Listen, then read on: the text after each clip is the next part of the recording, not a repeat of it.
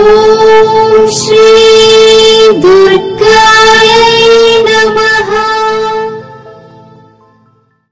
Hi friends, ఎలా ఉన్నారు friends? రేపు పౌర్ణమి కాదు, గురు పౌర్ణమి కూడా ఉంది. మరి ఈ పౌర్ణమిని ఎలా మనం చేస్తే పూజా ఫలము అలాగే ఐశ్వర్యములు సంపదలు కలుగుతాయి ఈ వీడియోలో తెలుసుకుందాం.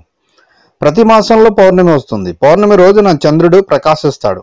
ఆ రోజున చంద్రుడిని పూజించడం ద్వారా చంద్రాష్టమ ప్రతికూలతల నుంచి తప్పించుకోవచ్చు. అలాగే చంద్రుడు మనస్సు కారకుడు కావడంతో మానసిక ఇబ్బందులు ఉండవు. అంతేకాకుండా చంద్రునికి వెలుగునిచ్చి సూర్య భగవాను అనుగ్రహం కూడా సిద్ధిస్తుంది.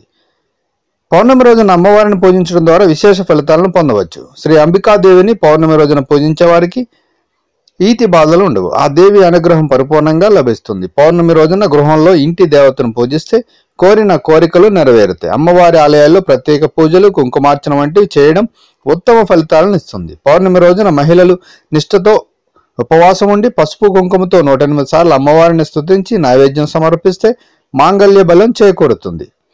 ఆయుర ఆరోగ్యాలు సిద్ధిస్తాయి. మృత్యు భయము ఉండదు. సంతాన ప్రాప్తి దక్కుతుంది. ధనలాభ సూచనలు ఉంటాయి. విద్యార్థులు విద్యారంగంలో రాణిస్తారని ఆధ్యాత్మిక పండితులు అంటున్నారు.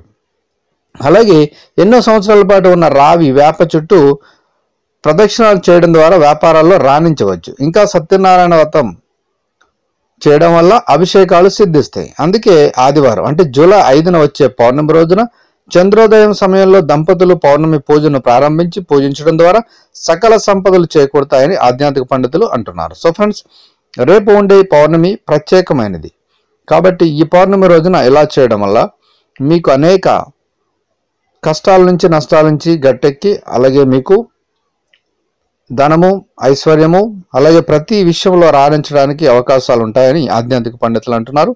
సో ఫ్రెండ్స్, ప్రయత్నించి మీరు మీ కుటుంబం సంతోషంగా ఉండాలని కోరుకుంటూ ఈ వీడియోని లైక్ చేయండి, షేర్ చేయండి. తప్పకుండా నా ఛానల్ని సబ్స్క్రైబ్ చేయండి. సబ్స్క్రైబ్ చేసుకున్నారు బెల్ ఐకాన్ క్లిక్ చేయండి. Thank you for watching friends.